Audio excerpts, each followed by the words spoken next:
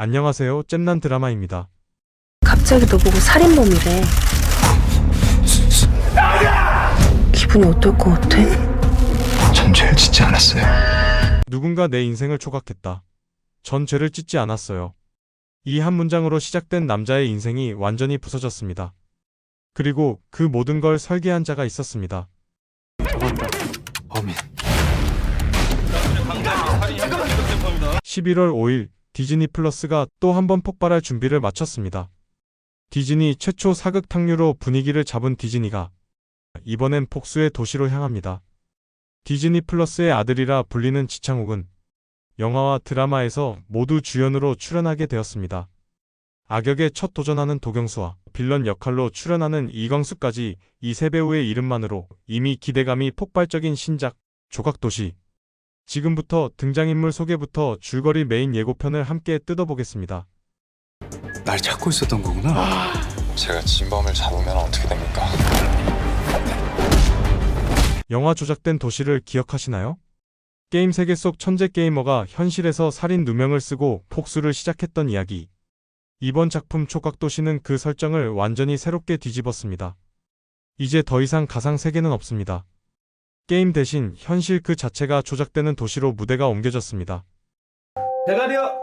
배달일은 언제까지 할 거야? 여기 자리 잡을 때까지는 계속 해야 될 것 같은데?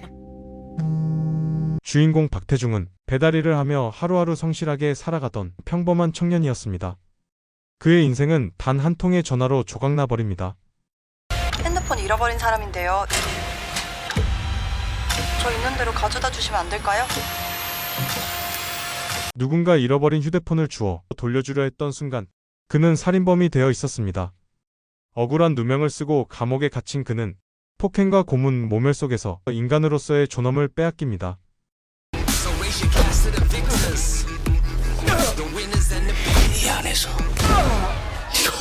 그리고 마침내 자신을 이렇게 만든 사람들이 있음을 알아냅니다. 이 모든 게 한 남자의 설계였다는 걸 말입니다. 그 이름은 안효한. 죄 없는 사람의 인생을 마음먹은 대로 조각하는 자. 안효한 대표님을 소개합니다. 처음부터 없던 일로 만들어드리겠습니다. 잡았다. 요한은 상위 1%를 위해 죄 없는 누군가의 삶을 대신 부수는 조각가입니다. 그리고 그런 요한에게 조각당한 것이 태중입니다. 예고편 속 지창욱은 완전히 다른 얼굴입니다. 여기선 되돌아보는 시간을 가져보세요. 몇 년 받았노? 전 안 했는데요. 감옥 안에서 피투성이가 된 채 몸을 단련하며 죽음의 공포를 넘어선 생존 본능만 남았습니다. 그의 눈빛엔 더 이상 순함도 희망도 없습니다. 오직 복수만 생각할 뿐입니다. 태중은 무너진 삶의 조각들을 하나씩 맞추며 진실과 복수를 향해 나갈 뿐입니다. 현장에서 나온 그 팔찌 있잖아요. 제 게 아니에요.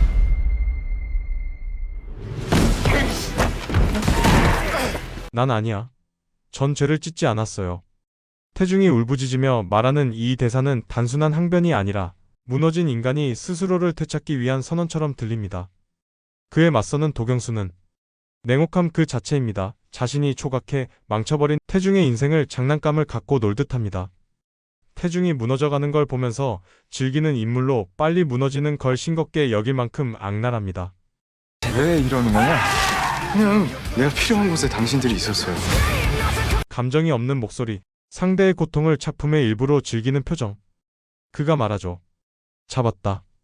범인 조각합시다. 이 한마디에 드라마 전체의 세계관이 압축되어 있습니다. 저한테 전화 주신 건 아주 잘하신 일이에요.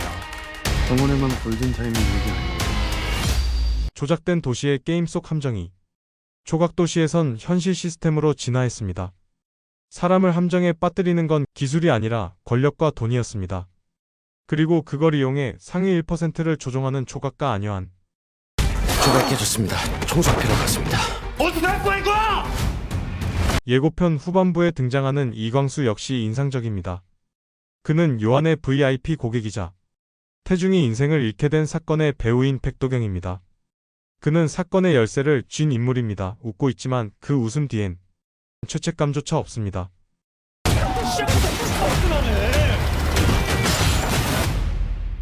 이광수 특유의 유머가 사라진 자리엔 냉소와 잔인함이 남아있습니다. 이광수는 최근 넷플릭스 악연에서 좋은 연기력을 선보인 바 있습니다. 친한 사이인 도경수와 이광수가 한 작품에서 빌런으로 출연한다고 하니 둘의 케미가 궁금합니다. 여기에 김종수가 원작의 노재수에 해당하는 노용식 역을, 조윤수가 원작의 윤여울에 해당하는 노은비 역을 맡아 태중의 복수를 돕는 조력자 역할을 합니다. 양동근은 원작의 마덕수에 해당하는 역할로 교도소 내 가장 큰 세력을 가진 여덕수 역을 맡았다. 표혜진은 태중의 여자친구인 수지 역을 연기합니다. 이 이야기는 복수극이지만 단순히 통쾌함을 보여주는 서사가 아닙니다. 조작된 사회 속에서 인간이 얼마나 쉽게 부서지는가, 그리고 그 부서진 조각들이 어떻게 다시 일어서는가에 대한 이야기죠.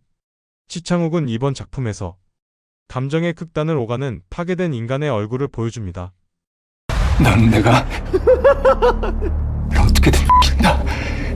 감옥에서의 분노, 탈출의 광기, 그리고 요한과 마주했을 때의 서늘한 침묵까지 예고편 1분만으로도 그 연기의 결이 완전히 다릅니다.